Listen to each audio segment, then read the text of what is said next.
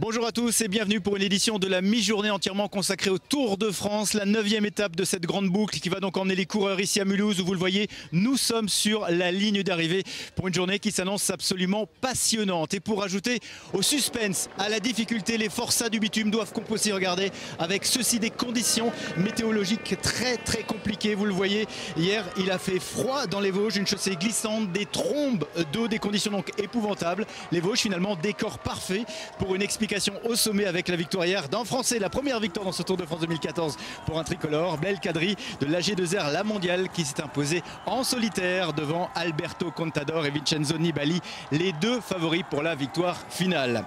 Et pendant ce temps-là, eh bien Mulhouse se prépare pour accueillir le Tour de France. Vous vous en doutez, comme d'habitude, les contraintes ont été très compliquées pour organiser ce tour ici à Mulhouse. Il a fallu finalement transformer totalement le visage de la ville. Et le sprint final, eh bien, il a démarré ce matin avec la caméra de Bernard Stemmer et les commentaires de Stéphane Gaudry, reportage. Il est 6 h ce matin. Après quelques heures de repos, c'est le branle-bas de combat pour les 200 techniciens arrivés dans la nuit de Gérardmer. Ils ont la matinée pour monter de toutes pièces le village d'arrivée du Tour. 150 camions commencent leur balai sous la houlette du chef d'orchestre, Jean-Louis Pagès. Les bus équipes se garent là. Donc ça veut dire que pour toi, en barriérage haut, pour que les mecs ne se garent pas là, il faut garder le couloir d'évacuation. Il y a un outil qui est essentiel, c'est la craie. Une fois que le coup de craie est donné, ça y est, tout le monde sait à peu près ce qu'il a à faire. Donc moi je coordonne simplement.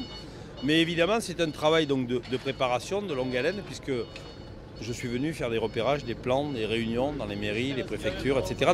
Et aujourd'hui c'est la concrétisation de tout ça. En quelques heures, les gradins se déploient, des centaines de mètres de barrières sont posés et la ligne d'arrivée est installée. En coulisses, une soixantaine de chaînes de télé disposent leur plateau.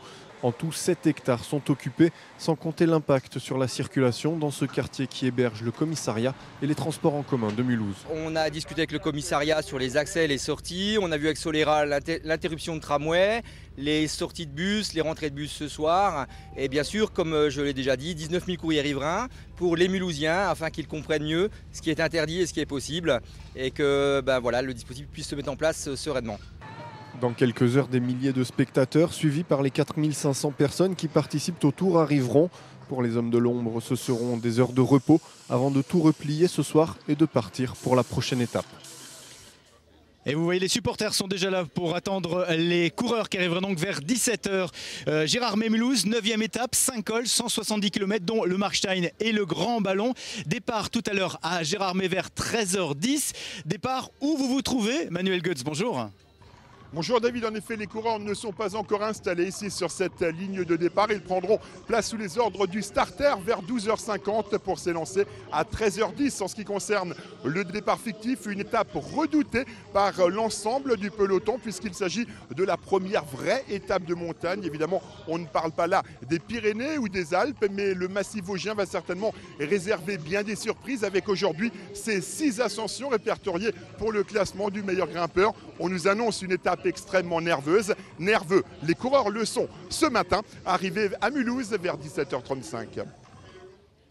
On attendra évidemment les coureurs. En attendant, notre invité pour cette décision de la mi-journée, Jean Villemé, bonjour. Merci d'être avec nous. Vous êtes en charge de l'organisation de ce Tour de France ici à Mulhouse pour la ville de Mulhouse.